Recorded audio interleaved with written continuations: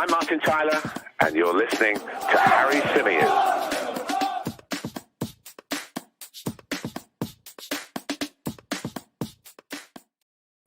Hey everybody, how are we doing? Welcome back to the Chronicles of a Gooner, the Arsenal podcast, part of the 90 Min Football Network, streaming live just 15 minutes or so after the conclusion of the last episode, because some big news has broken.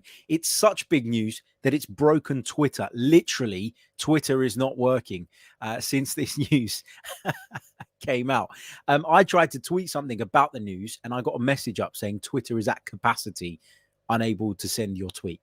And when I try it on my phone, I get the same problem. It doesn't work because Arsenal are so huge, so massive, so big that they've broken Twitter. There it is. Fantastic. Look, let's get into the story because, as I say, we started a live stream a little bit earlier on today. It's the last episode if you're an audio listener. It's the last episode if you're watching this back on playback on YouTube. We started an episode in which I wanted to talk about what I expect from Arsenal in what remains of the window. We talked about how many players I think Arsenal are going to bring in. We talked about how many is realistic, whether people's expectations in general for what Arsenal could achieve between now and the window slamming shut were realistic. We went into all of that. We discussed it, etc., etc. But midway, in fact, maybe just 4 or 5 minutes into that episode, David Ornstein dropped an absolute bombshell. David Ornstein has revealed, and I'll share with you guys right now exactly what David Ornstein posted, and then we'll dissect the article where there's a little bit more information. But this is what David Ornstein broke literally at 12:30. So we started at 12:30, and at 12:31, this dropped. Exclusive, Arsenal are working on a deal to sign Oleksandr Zinchenko from Manchester City. The clubs are in talks. Manchester City are open to sale if the valuation is met. Arsenal would also need to agree personal terms. The versatile 25-year-old is now a priority for Arteta after missing out on Martinez. So what does he go on to say in the actual article? Now, of course, The Athletic is behind a paywall, so I won't be able to show it to you, but I will take you through the article. This is what they say. Arsenal are working on a deal to sign Oleksandr Zinchenko from Manchester City. The Athletic understands. Having already recruited Gabriel Jesus from the Premier League champions this summer, the North London side are now also aiming to bring his former teammate to Emirates Stadium. It goes on to say, the clubs are in contact over a potential transfer, and it is believed that City are open to sanctioning the 25-year-old sale if their valuation is met. That has not happened so far, but talks continue, with Arsenal thought to be prioritising Zinchenko after missing out on Ajax's Lisandro Martinez. If an agreement can be reached with City on a fee and the Ukraine international over personal terms, Arsenal would be acquiring a player with whom manager Mikel Arteta has been very keen to reunite. They worked together when Arteta was assistant to City boss Pep Guardiola at the Etihad Stadium and are known to maintain a strong relationship. Zinchenko arrived from Russian side FC Ufa in 2016 and has 2 years left on his contract. Although he tends to operate in midfield for his country, he's mainly been used by Guardiola at left back. While that is a specific area of the pitch where Arsenal have been looking to strengthen, his versatility is certain to appeal.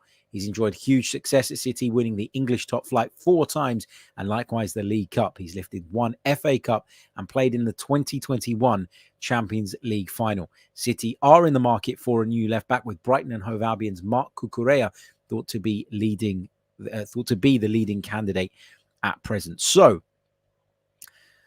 what can we take from this? Look, here we go. This is how I look at this. Okay, so at the start of the window, we were heavily linked with Zinchenko. He was a player that we talked about on this show on numerous occasions. And the idea of bringing him in, I thought, was a really good one and a really positive one. And the reason we haven't talked about it since is because there's not been any indication that that was a possibility, and because there's been reports coming out saying that we are trying to get deals done for others.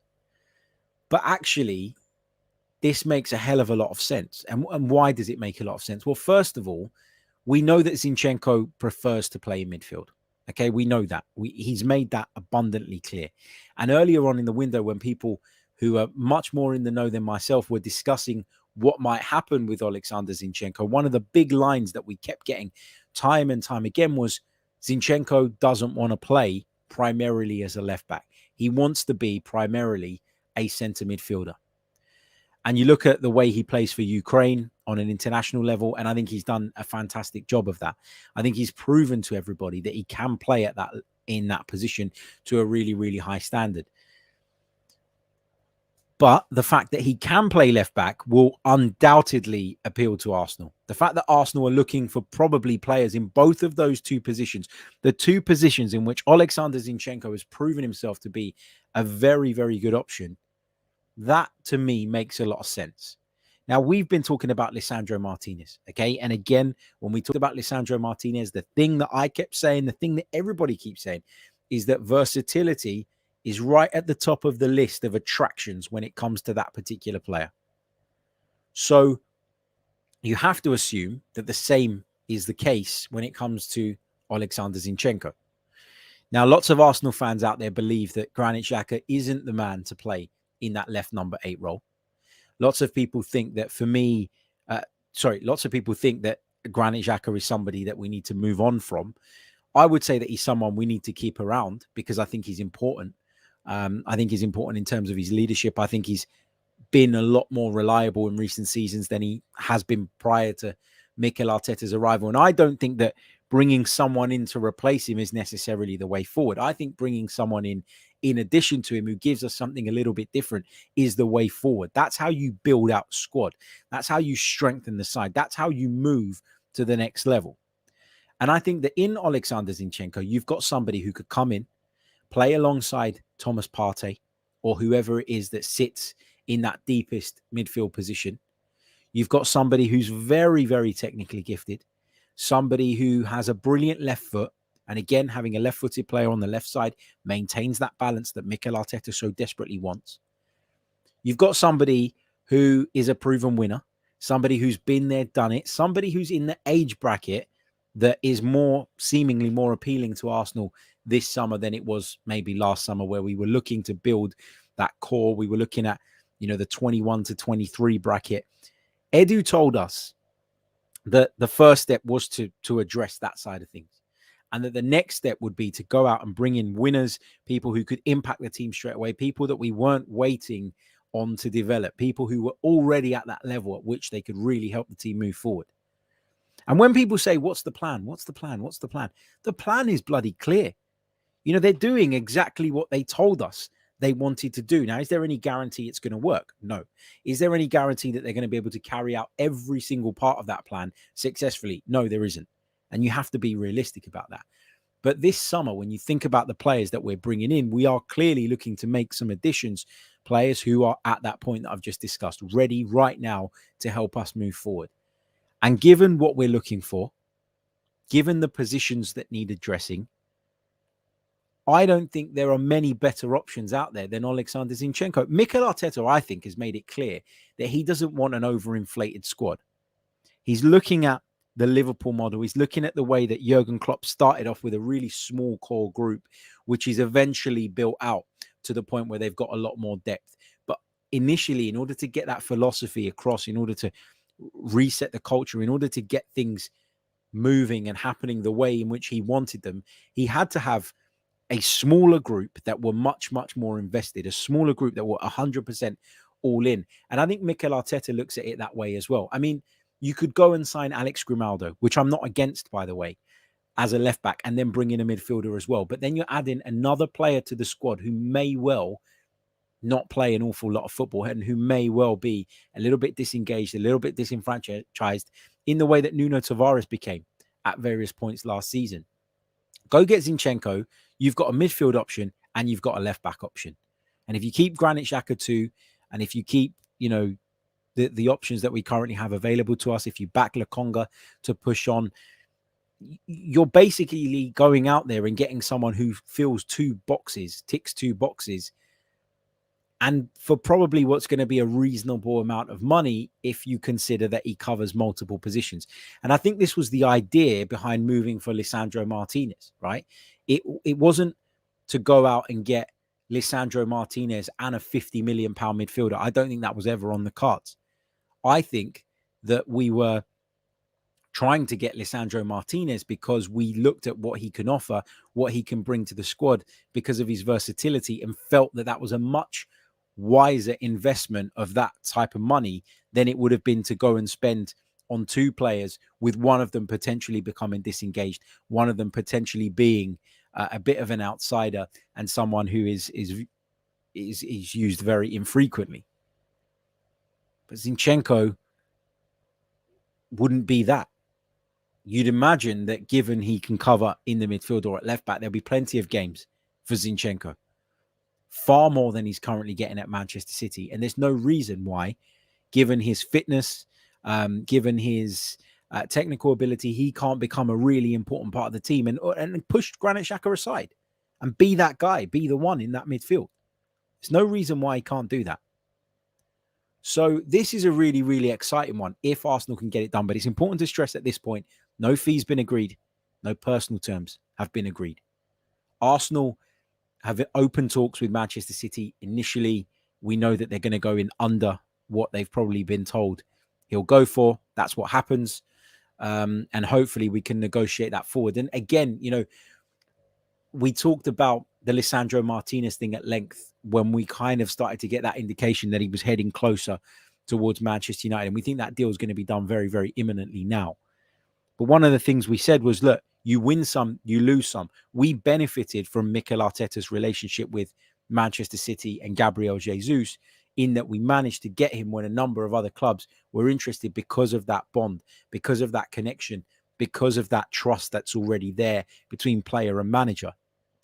We're going to lose out on Lisandro Martinez because of that exact same thing, only between Erik ten Hag and Lisandro Martinez. But Zinchenko is someone that we could persuade potentially because of that connection. And if you get somebody like Zinchenko, and a lot of people were saying earlier on in the window when this link first came out, why on earth would Zinchenko want to leave the Premier League champions to join Arsenal? Why would he do that? Why would he even consider that? And the reality is because those watching on from Manchester City were very, very impressed by Mikel Arteta during his time there. And so if you're going to slate Mikel Arteta for everything that he gets wrong, if you're going to slate him for the mistakes, if you're going to slate him for whatever it is that you decide to slate him for on any given day, then you have to give him fair praise when it comes to the way he is viewed by the wider footballing world, in particular those at Manchester City who work with him in very close quarters. Gabriel Jesus choosing Arsenal over the other suitors was a big deal. And it is an if at this stage, we can get Oleksandr Zinchenko to do the same, I think that is something we should be praising the manager for. And that's a testament to what he has shown players on the training pitch and the personal relationships that he manages to build with players. And it completely wipes away this, notion that he's a bad man manager, that nobody likes him, that he's unpopular, etc., etc. Now, you could say that clearly because we looked at Lisandro Martinez, Zinchenko was maybe the second choice here. And that's fine. It's not a bad second choice. You don't always land your number one target. I always say you don't want to go too far down that list. You don't want to end up buying your fourth and fifth options. You want to try and stay within the top three. But it's important that you have a number of targets because, as we saw with Lisandro Martinez, circumstances outside of your control can dictate what happens in those deals and can leave you in a really sticky position and leave you in a helpless position. So, yeah. I think that this one was one that Arsenal probably looked at initially and thought, because it was from Manchester City, because of his, experience, because of what he's won there, because of Manchester City's financial power, that this was probably going to be a more difficult deal to do financially. And then the Lisandro Martinez one started to kind of fall apart. And we started to see the price of that going up through the roof and crazy. And that's probably why Arsenal think, well, now let's try and go get Zinchenko. And if we have to pay a little bit more, then at least we're bringing in somebody that the manager knows, somebody that we know can cope with the Premier League, somebody who's been effective in the Premier League already and who can help us in a number of ways. And that's really, really important. Arsenal need to be clever in the way they spend money, because we can't go and spend 70, 80 million pounds on on single players. We can't do that. You know, Man United can do it. Chelsea can do it. Manchester City can do it. I'm sure sooner rather than later, you're going to see Newcastle United doing it as well. But Arsenal are not there. And so we're shopping in a slightly different bracket, but it's not a bracket that means you're limited to poor players. It's a bracket in which there are some really good players that you can pick up and some really good fits if you are shrewd and smart in the way you do your business.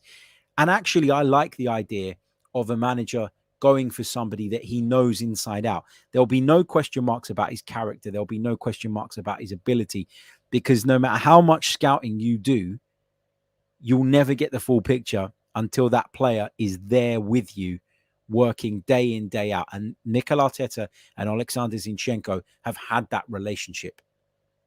And I think that if you're going to give the manager the control, if you're going to trust him, if you're going to give him that autonomy, I think that is, I think that there's less of a risk in letting him bring in players that he understands, not just on a footballing level, but on a personal level as well. Now, I promise you, when I got dressed earlier on, I didn't know about the Zinchenko news, but I popped on a Ukraine top and here we go. Is that a scary coincidence or what? It's mad, isn't it? Crazy. But yeah, look, I really like this idea. I really, really do. As I say, cover in the midfield, cover at left back, could even be a starter in the midfield, but someone that we can pull on if we need to at left back as well, in the absence of Kieran Tierney, in the event that we don't think that, that Nuno Tavares is up to it. He'll be a great addition to the squad, brings experience, brings character. Again, as I mentioned earlier on, I think he's 25 years old at the moment, in that bracket of player who is ready right now. And again, similar to Gabriel Jesus, opportunity to come and be the bride instead of the bridesmaid, opportunity to come to a big football club and be a real important piece of the puzzle, as opposed to a fringe player at Manchester City. Oleksandr Zinchenko isn't going to play for Manchester City in midfield. He's not. And I think that he's been there long enough. He's won enough to be able to kind of say, okay, I'm not fearful of missing out now. I can go and do what I think makes sense for my career on a personal level. And why wouldn't I then join a project that I'm looking at from afar and I've been quite impressed with? Why would I not want to join a manager who was formerly my coach, who I was impressed with, who I've maintained a strong relationship with, where Gabriel Jesus is there as well, another player that I've worked with very closely that I know very well. It just feels like a good fit. It really, really does. And somebody mentioned earlier on in the chat, am I afraid of getting Manchester City cast-offs? No, I'm not, because these are very different to cast-offs we've taken in the past. In the past, we've signed 30-plus players who are sort of winding down their careers, who clearly aren't at the peak of their powers anymore, and we're doing it because we're desperate. I think with Arsenal, we're signing cast-offs now who are in their mid-20s, who maybe arguably haven't even reached the peak of their powers, but are just unfortunate in that they're at a side that is so strong, that is so great, that they can't really establish themselves. Let's not pretend that if he's not good enough for Man City, that automatically means he's not good enough for Arsenal, because that's nonsense. We're nowhere near Manchester City's level. And the only way we get there is by being smart, by being savvy in the transfer market, and by making sure that we make effective signings that can help bridge that gap. I don't know what the price is going to be. Matt says in the chat, any idea of price? I don't know. And the article doesn't actually specify, but I'd imagine that he'd be attainable for around about £40 million. I think that's probably about right. And I think that Arsenal, as I say, because they know that they're dealing with Manchester City now, would probably be more willing to go that extra mile than they were with Ajax financially. So I think that, Arsenal will be open, hopefully, to going as far as it takes. I hope Manchester City don't get stupid with the price. Again, I think that the Mikel Arteta factor is really important here. I think it helps in the negotiations. I think it helped getting Gabriel Jesus for the price that we did. So I'm hopeful that, again, we can use that relationship, that influence, that contact in order to try and get this deal done. Again, people are saying, it might not be 40 million. I'd imagine that they're going to try and get 40 million. We might not end up paying that, but that's the figure that's in my head at the moment.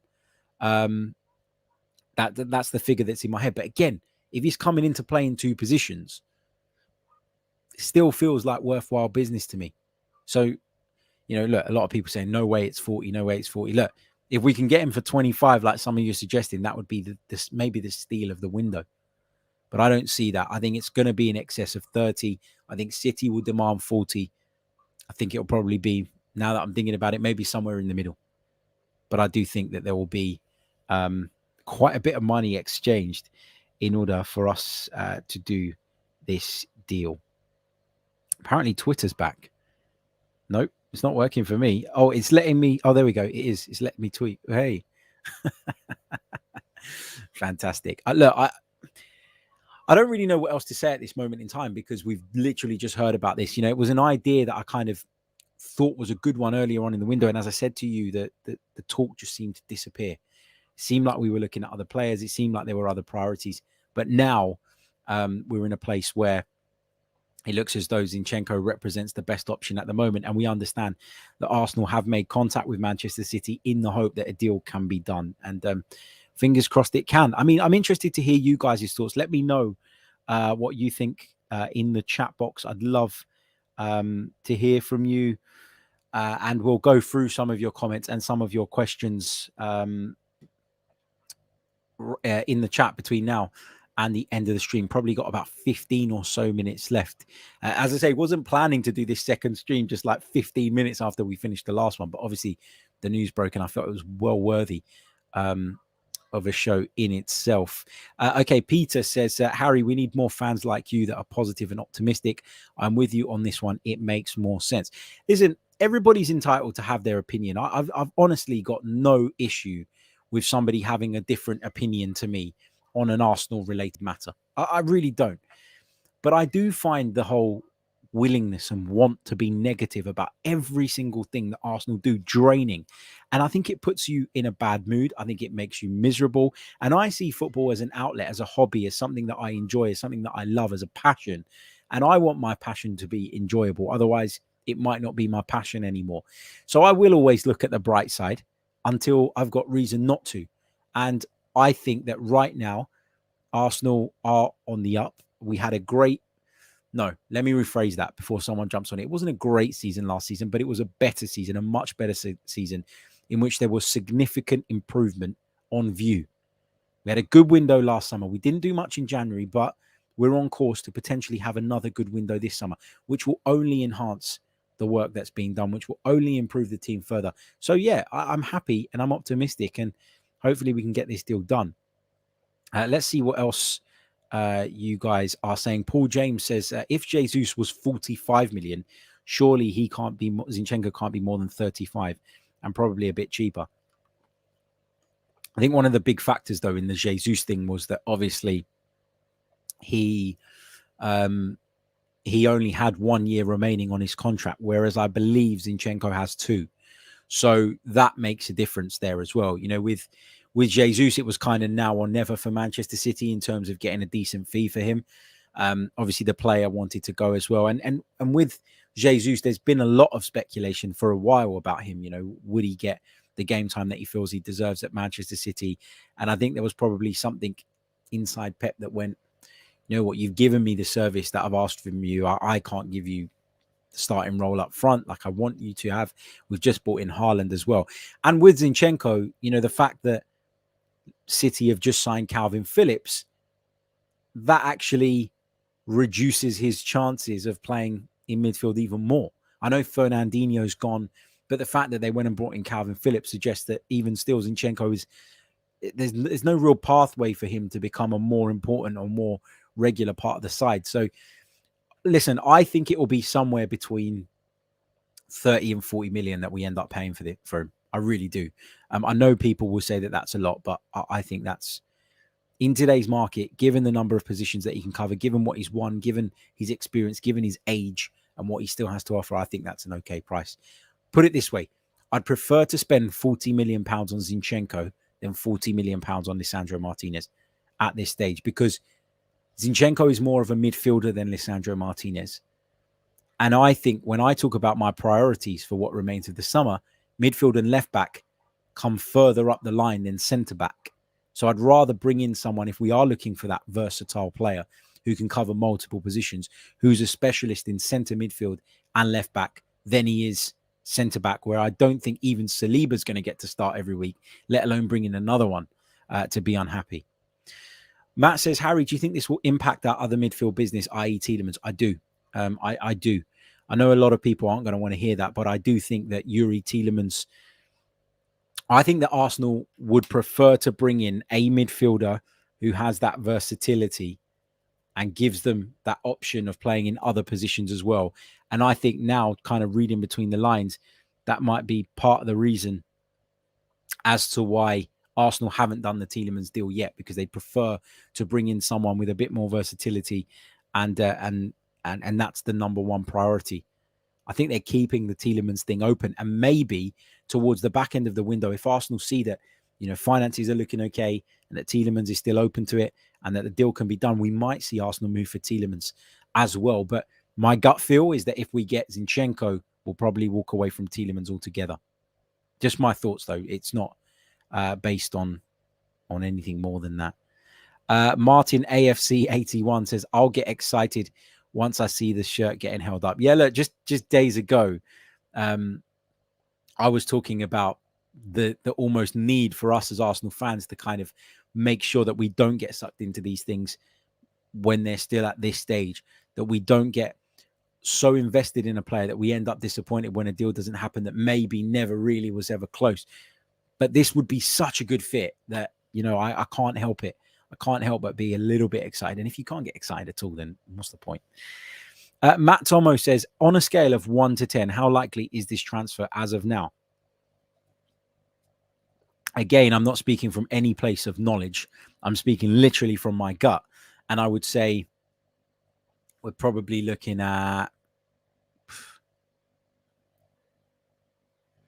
I'm going to be as optimistic as saying 7. Because I think the player will want to get out. I think Arteta, on a personal level, will be able to convince him. And the only thing I'm worried about, if I'm being honest, is, or the main thing I'm worried about, is Arsenal meeting Manchester City's valuation. But again, I think there's optimism that we can do that we can make it happen. And when people were talking about clearing the decks in January, it was so that we could bring in fewer players, but on better wages, people on decent amounts of money. And I think that Zinchenko is obviously, probably, given that his role at Arsenal is going to be, what's the word? Given that his role at Arsenal is likely to be a more prominent one, I think he's probably going to want a pay rise. So, and that's going to be part of the sweetening of it, and part of the process of convincing him that this is the place for him. Big thank you to Ben Mattinson, who says, got to respect the work rate, getting another video out. Thank you so much, mate. Also, though, I can see right now that there is over 1,000 of you with me live across the multiple platforms, which is incredible. But for some reason, I've only got 169 likes on the board. Come on, let's set a target of 500 likes. That should be easily achieved on this video, given how many people were with us, given that we're talking about some positive news. If you want to see Oleksandr Zinchenko at Arsenal, leave a like. If you don't want to see him at Arsenal, leave a like anyway, out of support to the channel. Thank you so much, as we continue to push in terms of subscribership to that next milestone as well. So if you're new, be sure to subscribe as well. Let me see what else we've got here. Ups is asking a very interesting question, which is a little bit different to kind of what we've been saying, but I guess we can link it. If Arsenal do manage to get this deal over the line, I guess is what you're saying. What do I think is or what is for me a minimum expectation next season? Champions League qualification has to be. Anything less than that is a failure. I don't care if it comes from winning the Europa League. I don't care if it comes from the top 4. I'd rather we finish in the top 4 and, of course, won the Europa League. But, you know, let's see. Champions League qualification, though, for me is an absolute must. I'm seeing from some of you in the chat that Fabrizio Romano has tweeted something as well. Should we go and have a look at this? Because...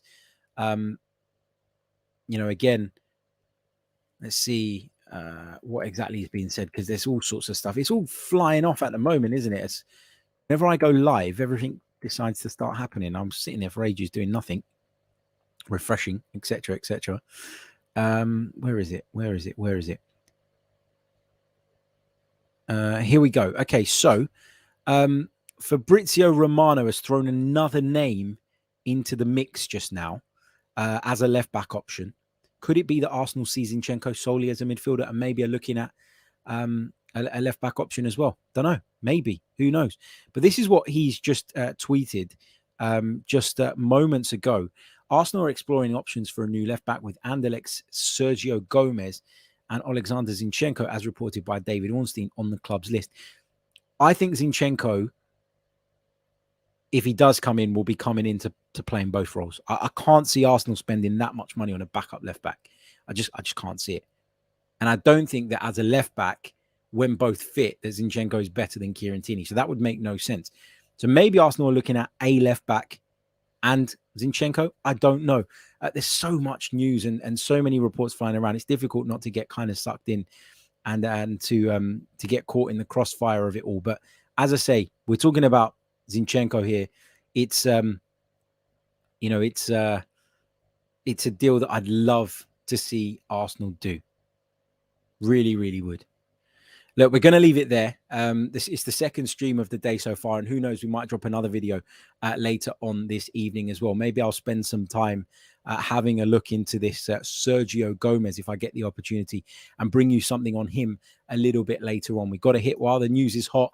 Be sure to leave a like on the video if you haven't done so already. We've got 300 likes now. Let's try and get it up to 500 between now and the end of the stream. If you're watching this back on replay, please leave us a like as well. Subscribe to the channel if you're new as we continue to push forward.